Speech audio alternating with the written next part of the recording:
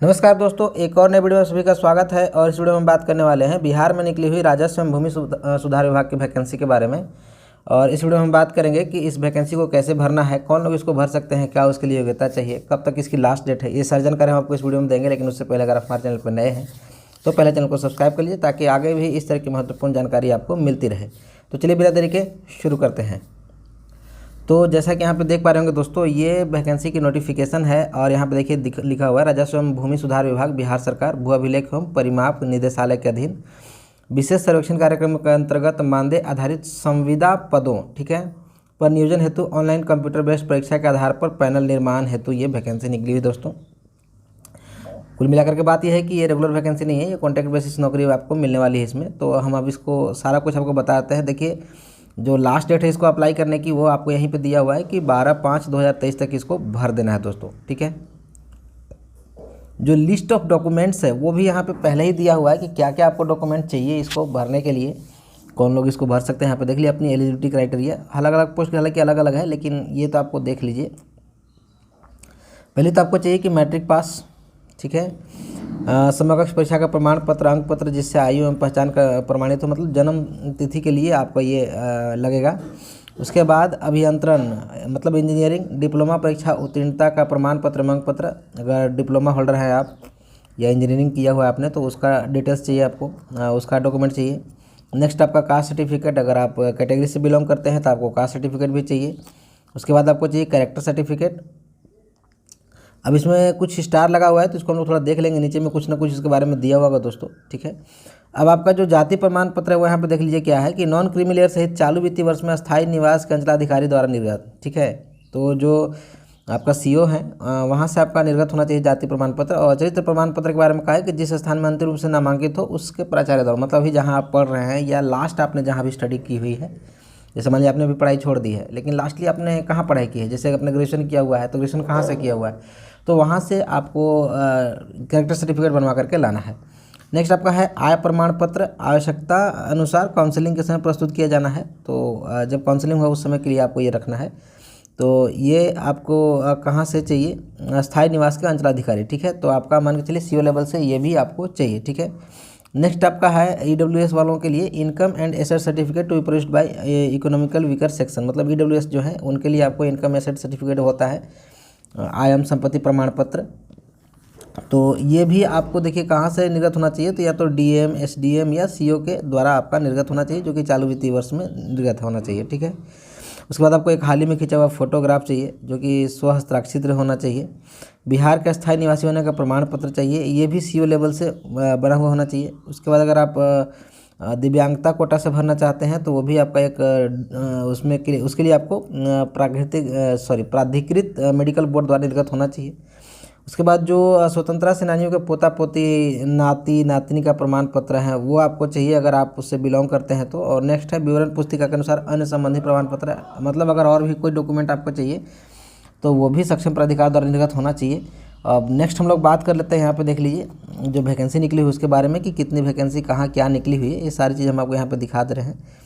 तो यहाँ पे देख लीजिए पहले तो लिखा हुआ है कि राजस्व भूमि सुधार विभाग का पत्र संख्या इतना, भूमि सर्वेक्षण नियोजन विज्ञापन संख्या इतना, दिनांक 22/12/2022 द्वारा सूचित अधियाचना के अनुसार राजस्व भूमि सुधार विभाग बिहार भू अभिलेख एवं परिमाप निदेशालय के अधीन विशेष सर्वेक्षण कार्यक्रम के अंतर्गत मानदेय आधारित संविदा पदों पर नियोजन हेतु ऑनलाइन कंप्यूटर बेस्ड परीक्षा के आधार पर पैनल निर्माण किया जाएगा। आवेदक जिस पद के लिए यह ऑनलाइन कंप्यूटर बेस्ड परीक्षा देंगे उसके विवरण निम्नवत है। ठीक है, तो कौन कौन से देखिए पोस्ट है वो यहाँ पे दिया हुआ है और क्या उसके लिए योग्यता चाहिए, क्या उसका मानदेय होगा, सारा कुछ यहाँ पे दिया हुआ है। तो पहला देखिए यहाँ पे पोस्ट कोड 1 और उसमें पोस्ट आपका विशेष सर्वेक्षक सहायक बंदोबस्त पदाधिकारी, जिसमें कुल पोस्ट आपको 355 मिलेगा, जिसमें कि जनरल के लिए 145, एससी के लिए 57, एसटी के लिए 4, ईबीसी के लिए जो मतलब BC1 इकोनॉमिकल बैकवर्ड कास्ट होते हैं उनके लिए 71 और BC जो बैकवर्ड कास्ट होते हैं उनके लिए आपको 37, आरसीजी के लिए 13 और ईडब्ल्यूएस के लिए आपको 28 सीटें इसमें निर्धारित की गई हैं। इसके लिए आपको पेमेंट 59,000 पर मंथ आपको मिलने वाला है, मतलब अच्छा खासा आपको सैलरी मिलने वाला है। इसके अतिरिक्त आपका EPF एंड ESI का अंशदान 2797 रुपया और मोबाइल लैपटॉप एवं इंटरनेट के लिए आपको 4,000 रुपये प्रति महीना आपको इसमें मिलेगा अलग से। ठीक है, ये आपको कुल 12 महीने के लिए, चूँकि आप कॉन्ट्रैक्ट बेसिस है तो 1 साल का आपको कॉन्ट्रैक्ट होगा, तो 12 महीने के लिए आपको ये सब मिलने वाला है। अब इसके लिए आपको योग्यता क्या चाहिए, तो AICTE से मान्यता प्राप्त तथा संबंधित राज्यों से SBTE से पंजीकृत संस्थानों से सिविल इंजीनियरिंग में स्नातक एवं 2 वर्षों का सरकारी निबंधित गैर सरकारी कार्यक्रमों में कार्य करने का अनुभव चाहिए। मतलब कुल मिलाकर के बात यह है कि all India council for technical education से मान्यता प्राप्त या फिर state board of technical education से मान्यता प्राप्त संस्थानों से आपको सिविल इंजीनियरिंग में स्नातक होना चाहिए। उसके साथ साथ 2 साल का आपका एक्सपीरियंस होना चाहिए दोस्तों, जो कि आपको सरकारी या गैर सरकारी जैसे NGO वगैरह में भी अगर आपने काम किया हुआ है उसका सर्टिफिकेट है तो वो भी आपको चलेगा इसमें, ठीक है। नेक्स्ट हम लोग देखते हैं कि विशेष सर्वेक्षण कानूनगो की वैकेंसी है और इसमें भी अच्छी खासी वैकेंसी है। आप देख लीजिए 758 कुल टोटल पोस्ट है और यहाँ पे फिर बाकी कैटेगरी वाइज आपको बांटा गया है उसको। और इसमें जो आपको सैलरी मिलने वाली है वो 36,000 रुपये आपको मिलने वाली है और 4,000 इसमें भी आपको लैपटॉप इंटरनेट मोबाइल के लिए हर महीने आपको खर्च मिलने वाला है। इसमें क्या चाहिए आपको, तो इसमें भी सेम लगभग चाहिए qualification all India council for technical education से मान्यता प्राप्त तथा संबंधित राज्यों से SBTE मतलब state board of technical education से पंजीकृत संस्थानों से 3 वर्षीय सिविल इंजीनियरिंग में डिप्लोमा, ठीक है। 3 वर्षीय मतलब आप जो डिप्लोमा करते हैं मैट्रिक के बाद इंटर के बाद जो हम लोग करते हैं तो वो डिप्लोमा चाहिए, ठीक है। और उसके साथ आपको 2 साल का अनुभव चाहिए, मतलब एक्सपीरियंस चाहिए। किसी भी आप सरकारी या गैर सरकारी, मतलब सरकारी में किए हैं तो अच्छी बात है, अगर नहीं है तो फिर NGO वगैरह का सर्टिफिकेट भी आप इसमें लगा सकते हैं। तो इन दोनों भर्तियों में जो 1 नंबर और 2 नंबर है दोस्तों, इसमें आपको ग्रेजुएशन चाहिए इंजीनियरिंग में और इसमें डिप्लोमा चाहिए, बस यही अंतर है, बाकी एक्सपीरियंस आपको चाहिए ही चाहिए, ठीक है। नेक्स्ट हम लोग देखते हैं 3 नंबर में आपको मिल रहा है विशेष सर्वेक्षण अमीन, मतलब कुल मिलाकर के ये बात है कि ये अमीन की ही वैकेंसी है और इसमें काफ़ी अच्छी संख्या में वैकेंसी है। आपको 8,244 पोस्ट है टोटल दोस्तों और यहाँ पे बाकी कैटेगरी वाइज इसको बांटा गया है पोस्ट को। इसमें आपको सैलरी 31,000 रुपये मिलने वाली है, साथ ही आपका EPF और ESI दिया हुआ है यहाँ पे कितना आपको मिलेगा, मानदेय आपको इतना मिलेगा और EPF ये सब मिला करके मतलब 4,000 आपको इंटरनेट का खर्चा वगैरह सब मिला करके आपको कुल मिला करके उतना दिया हुआ है कि आपको टोटल पैसा इतना मिलेगा महीने का, ठीक है। इसमें क्या चाहिए, तो आपको all India council for technical education से मान्यता प्राप्त संबंधित राज्यों से SBTE से पंजीकृत संस्थानों से 3 वर्षीय सिविल इंजीनियरिंग में डिप्लोमा, मतलब जो आप डिप्लोमा करते हैं वो सिविल इंजीनियरिंग में होना चाहिए, तो आप इसको अप्लाई कर सकते हैं और कोई एक्सपीरियंस वगैरह इसमें नहीं चाहिए। अगर आप सिविल इंजीनियर हैं, डिप्लोमा किया हुआ है आपने, तो आप इसको अप्लाई कर सकते हैं। नेक्स्ट वैकेंसी है आपकी 4 नंबर पे विशेष सर्वेक्षण लिपिक की, मतलब ये कलर की है और इसमें कुल वैकेंसी आपको 744 है दोस्तों। यहाँ पे आपको कैटेगरी वाइज डिवाइड किया गया है कि किस कैटेगरी को कितने सीटें मिलने वाली है। कुल वैकेंसी नहीं, आपको पेमेंट इसमें 25,000 रुपये मिलने वाला है, इसमें कुछ डिडक्शन नहीं है, कुछ एक्स्ट्रा नहीं मिलने वाला है, टोटल कुल मिलाकर के आपको 25,000 की सैलरी मिलने वाली है। और इसमें आपको ज़्यादा कुछ क्वालिफिकेशन नहीं चाहिए, सिर्फ आप स्नातक पास होने चाहिए किसी भी मान्यता प्राप्त संस्थान से, ठीक है। तो इस तरह से आपको क्वालिफिकेशन चाहिए। आगे हम लोग देख लेते हैं क्या महत्वपूर्ण बातें इसमें हैं।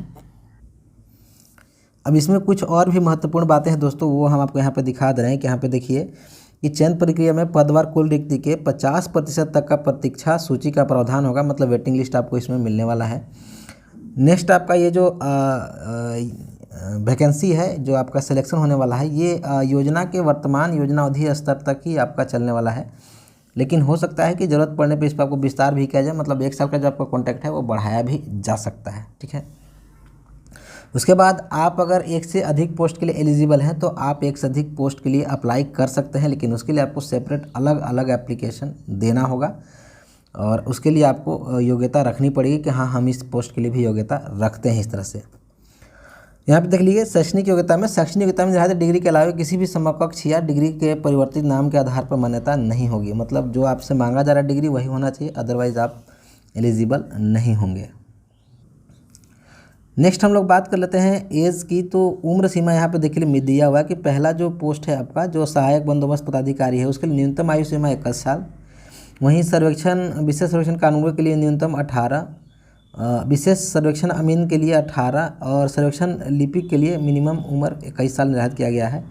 और ये जो एज है उसकी कट ऑफ डेट आपको 1/1/2023 रखी गई है, ठीक है, मतलब 1/1/2023 को कम से कम 18 और मैक्सिमम जो एज रखा गया है वो यहाँ पे देख लीजिए कि जनरल के लिए आपको 37 साल, ओबीसी के लिए पुरुष एवं महिला दोनों के लिए 40 साल, और जो महिलाएं हैं जो अनारक्षित हैं मतलब जनरल की महिलाएं हैं उनके लिए आपको 40 साल मिलेगा।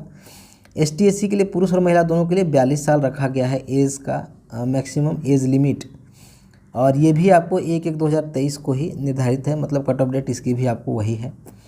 दिव्यांग अभ्यर्थियों के लिए आयु सीमा में 10 वर्ष की छूट रहेगी, जो मतलब पीडब्ल्यूडी कैंडिडेट हैं पर्सन विथ डिजेबिलिटी उनके लिए आपको 10 साल की छूट दी गई है दोस्तों, ठीक है। आरक्षण से संबंधित कुछ यहाँ पे नियम बताए गए हैं, वो यहाँ पे देख लीजिए। तो नियुक्ति के लिए इस ऑनलाइन कंप्यूटर बेस्ड परीक्षा है तो ऑनलाइन आवेदन पत्र की प्रक्रिया प्रारंभ करने की तिथि तक बिहार सरकार द्वारा तो एवं लागू किए गए आरक्षण अधिनियम का पालन किया जाएगा। मतलब अभी तक जो भी आपका एग्ज़ाम जिस दिन होने वाला है या जो भी प्रक्रिया है इसके चयन की, उस दिन तक जो भी बिहार के आरक्षण के नियम होंगे वो लागू किया जाएगा। नेक्स्ट यहाँ पे देख लीजिए, जो आवेदक बिहार के मूल निवासी हो और जिन्हें बिहार सरकार के सक्षम पदाधिकारी से आरक्षण के लिए विधिवत एवं उचित जाति प्रमाण पत्र प्राप्त हो, उन्हें आरक्षण के लाभ का योग्य माना जाएगा। समझ गए बात को? मतलब अगर आपके पास कैटेगरी सर्टिफिकेट वगैरह है तो ही आप इसको जो कैटेगरी का लाभ है ले सकते हैं, अदरवाइज़ आप नहीं ले पाएंगे दोस्तों, ठीक है। जो इसमें एग्ज़ाम मोड होने वाला है उसके बारे में थोड़ा सा बता दे रहे हैं। यहाँ पे देख लीजिए, परीक्षा की प्रक्रिया जो है वो तो कंप्यूटर से होने वाली है फुल। ऑनलाइन बेस्ड परीक्षा में अभ्यर्थियों की संख्या अधिक होने पर एक पाली से अधिक पालियों में परीक्षा आयोजित किया जाएगा। विस्तृत ड्यूरेशन फॉर्मूला के अनुसार मार्क्स निर्धारित होगा। मतलब अगर बहुत ज़्यादा लोगों ने अप्लाई किया इसके लिए तो एग्ज़ाम जो है सो अलग अलग शिफ्ट में होगा, तो अलग अलग शिफ्ट में अगर होगा तो फिर नॉर्मलाइजेशन होगा, अदरवाइज नहीं होगा, ठीक है। अगर एक ही शिफ्ट में एग्ज़ाम होगा तो नॉर्मलाइजेशन नहीं होगा दोस्तों, ठीक है। जो एग्ज़ाम होने वाला है वो आपका हिंदी और इंग्लिश में दोनों में होगा। तो अगर आप फॉर्म भरते समय भाषा का सिलेक्शन करते हैं तो हिंदी ही कीजिएगा, क्योंकि आपको इंग्लिश ऑटोमेटिक उसके साथ मिल जाता है। अगर आप इंग्लिश करेंगे तो आपको हिंदी नहीं मिलेगा दोस्तों, ठीक है। ऐसा अक्सर एग्जाम में होता है, ये मैं अपने एक्सपीरियंस से बता रहा हूँ। जरूरी नहीं कि इसमें भी ऐसा हो, लेकिन मोस्टली ऐसा होता है अगर आप हिंदी चुनते हैं तो आपको इंग्लिश और हिंदी दोनों मिलेगा, लेकिन अगर आप इंग्लिश ले लेते हैं ना तो आपको हिंदी नहीं मिलती है, ठीक है। ऑब्जेक्टिव क्वेश्चन आपको टोटल होने वाले हैं, जिसमें आपको +4 अंक मिलेंगे एक सही उत्तर के लिए, और निगेटिव आपका होने वाला है 1/4। मतलब एक गलत अगर होता है आपको तो -1 नंबर आपका काटा जाएगा। ऑनलाइन परीक्षा में कुल प्रश्नों की संख्या 100 होने वाली है, और एग्ज़ाम का टाइम आपका 2 घंटा 15 मिनट होने वाला है दोस्तों, ठीक है। नीचे आप देख लीजिए, अलग अलग के लिए अलग अलग सिलेबस रखा गया है। देखिए, विशेष सर्वेक्षण सहायक के लिए जो है सिविल इंजीनियरिंग, चूँकि इनसे डिग्री मांगा जा रहा है तो जो इनका एग्ज़ाम होगा उसमें 75 प्रश्न इनके स्नातक अभियंत्रण स्तरीय होंगे, मतलब इंजीनियरिंग से रिलेटेड क्वेश्चन होगा, और 25 नंबर जीएस से होगा, 25 क्वेश्चन जीएस से होगा। उसी तरह से विशेष सर्वेक्षण कानूनगो के लिए जो है सो 75 क्वेश्चन इनका डिग्री डिप्लोमा से होगा, और 25 क्वेश्चन आपका जीएस से होगा। फिर विशेष सर्वेक्षण अमीन के लिए भी वही चीज़ है, 75 क्वेश्चन का डिप्लोमा से होगा और 25 क्वेश्चन जीएस से होगा, जो कि स्नातक स्तरीय होगा। और लास्टली जो विशेष सर्वेक्षण लिपिक है, इसके लिए जीएस का क्वेश्चन जनरल नॉलेज का आपका होने वाला है एग्ज़ाम, जिसमें कि 150 क्वेश्चन होंगे, और जीएस के 50, मैथ के 50, और ये मेंटल एबिलिटी मुझे लगता है कि ये रीजनिंग होगा, और इसके लिए आपको 50 क्वेश्चन होने वाले हैं दोस्तों। आपको जो इसको अप्लाई करना है, उसको अप्लाई करने से संबंधित सारा कुछ यहाँ पे दिया हुआ है, कैसे आप इसको अप्लाई कर सकते हैं। तो यहाँ पे अगर आप स्टेप बाय स्टेप सारा कुछ दिया हुआ, अगर समझ करके आप अप्लाई कर लेते हैं तो बहुत अच्छी बात है। अगर आप नहीं कर पा रहे हैं तो इसके लिए मैं एक सेपरेट फर्दर वीडियो बना करके और कैसे इसको पूरा अप्लाई करना है कंप्लीट प्रोसेस में आपको इसको बता दूंगा। उसके पहले यहाँ पे देखिए, महत्वपूर्ण तिथियाँ जो है वो आप देख लीजिए। रजिस्ट्रेशन आपका 13/4/23 से शुरू हो जाएगा, और लास्ट डेट आपका 12/5/2023 तक है। जो पेमेंट की लास्ट डेट रखी गई है, रजिस्टर्ड अभ्यर्थियों द्वारा आवेदन भरने और परीक्षा शुल्क भुगतान है तो चालान डाउनलोड करने की अंतिम तिथि 10/5 है। अगर आप ऑफलाइन पेमेंट करने वाले हैं तो 10/5 तक आप इसका चालान डाउनलोड कर सकते हैं, और बाकी ऑनलाइन मोड से पेमेंट करने की अंतिम डेट भी 18/5/23 तक रखी गई है। अगर आप कुछ गलत करते हैं तो उसमें एडिट करना चाहते हैं तो 18/5/23 तक, 18/5/23 से 20/5/23 तक आप उसमें चेंजिंग कर सकते हैं। और बाकी जो एग्ज़ाम वगैरह के लिए है, कब होगा नहीं होगा, ये सारा कुछ आपको बाद में बताया जाएगा। आप जानते ही हैं बिहार है तो भाई कभी भी कुछ भी हो सकता है, नहीं भी हो सकता है, ठीक है। तो कुल मिलाकर के यही बात थी। नीचे में सिलेबस दिया हुआ है, तो आप लोग देख लीजिएगा अपने अपने लेवल से कि आपको किस लेवल के लिए आप अप्लाई करें, तो उसके लिए आप अपना सिलेबस देख लीजिएगा। बाकी इसको अप्लाई करने के लिए पूरा प्रोसेस में स्टेप बाय स्टेप अलग से वीडियो बना करके डाल दूंगा। कैसी लगी वीडियो कमेंट करके जरूर बताइएगा, एंड वीडियो अच्छी लगे तो लाइक कर दीजिएगा, दोस्तों के साथ शेयर कर दीजिएगा, एंड ज़्यादा से ज़्यादा चैनल को सब्सक्राइब कर दीजिएगा। थैंक यू, जय हिंद।